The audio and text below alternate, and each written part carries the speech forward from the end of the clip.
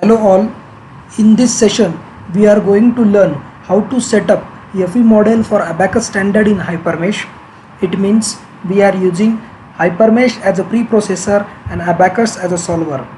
For this demonstration, I have performed linear static analysis on simple sheet metal bracket by applying 80 Newton of load on these four mountings. And these two mountings are fixed in all degrees of freedom. Material for this bracket is considered as steel and its thickness is 1.2 mm. This is the FE model which we want to develop in the Hypermesh for Abacus standard. Let's see how to do this. For time being, I have already created a 2D shell mesh for the bracket and rigids for the mountings and for applying load. Now first step is to define the material. For defining the material, go to the material tab over here and create material. First give its name. Suppose we have to create steel as a material. Steel, select type as all and card image as Abacus material, then created it. As we are performing linear analysis, we have to select linear properties for the material. Here the option is elastic. We have to select elastic option in which we can define, in this first box we have to define Young's modulus for the material, that is for steel it is 210 GPa, and Poisson's ratio, that is 0.3 for steel, and then return. Now we have created the material, you can see over here, and second step is to create property. Go to the property tab in this box, then define the property name. Suppose I am giving it as steel 1.2 mm, that is thickness, and select for shell section. For shell mesh we are selecting planar section, then card image as a shell section and material as a steel, which we have defined already, then created it. In this column we have to define the thickness for that bracket, that is 1.2 mm, then return. Now we have created material and property. Third step is to assign that property to the respective mesh or mesh model, and for that we need to go in the component section and select update component, then select the component and assign property as steel 1.2, which we have created earlier, then return. Now we have assigned the property to that bracket. Now we have to define boundary condition, load collector and load step. For that, go to the utility in this menu bar and select step manager. In this table you can define boundary condition, load collector and load step in step by step. Firstly we have to create boundary condition, and we will create it under this initial condition tab. The boundary condition defined in this initial condition tab will be applied for all the load cases. No need to define different boundary condition for each and every load case that you are going to run. Go to this analysis type, then edit. For boundary condition, take new boundary condition and name it as, suppose I am naming as SPC, then create, then click on this SPC. Here we have to define the constraint panel. Now constraint panel is open. We know that we are going to fix these two mountings in all degrees of freedom. These selected degrees of freedom shows that all degrees of freedom are fixed. Now we have to select these two nodes and then create.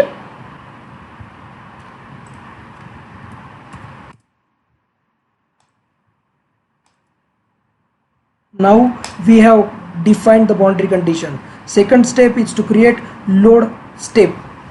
For defining load step, we have to create a new load step. Suppose I am giving name as load 80 Newton. Then create. Then the window will be open.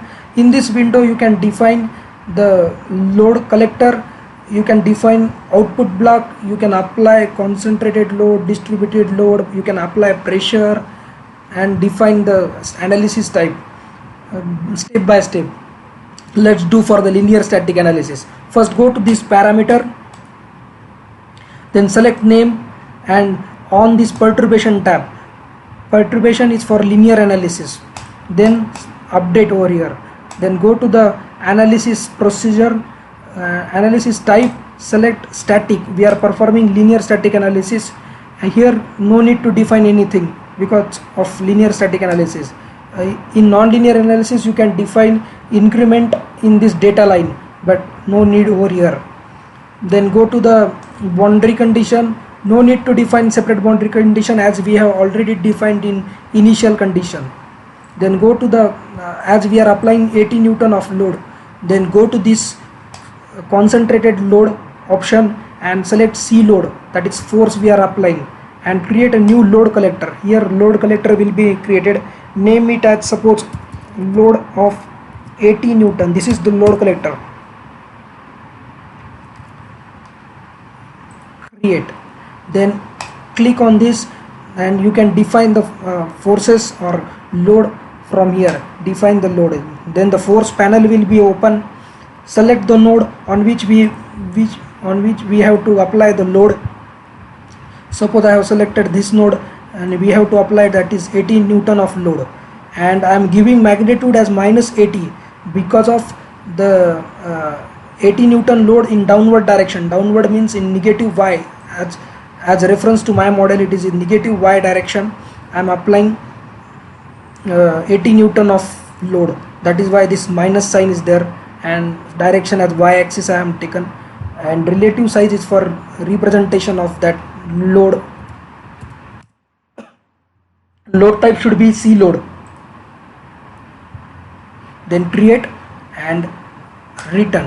Now we have defined load in this concentrated load C load column, and now we have to define the output, what output we need, we want for this analysis. Then go to the output request and select ODB file. Define new output block. Suppose I am giving output 1. Here we can define the output what we want output, and select output as a field output, and we want nodal output and element output. And under this nodal output we have to select, for this analysis I am selecting displacement as my one output that I want, and under this element output you can select stress. You can also select a strain over here if you want, and then update. Then close this tab. Now you can see over here we have defined load step, load type, and load collector in this table. Then close. All these will be representing over here. Here we have set up full deck for linear static analysis in Hypermesh for Abaqus standard. Now we have to run. Now we have to export this file in INP format. Go to the export section over here. I am exporting this file in suppose one of the folder.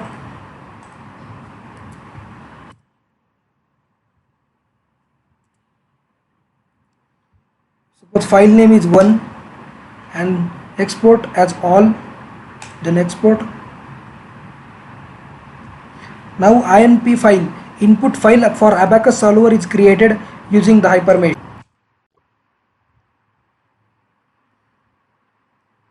Directly I am showing the result of displacement in terms of displacement of the same file, that is 2.38 mm of displacement at the end is found.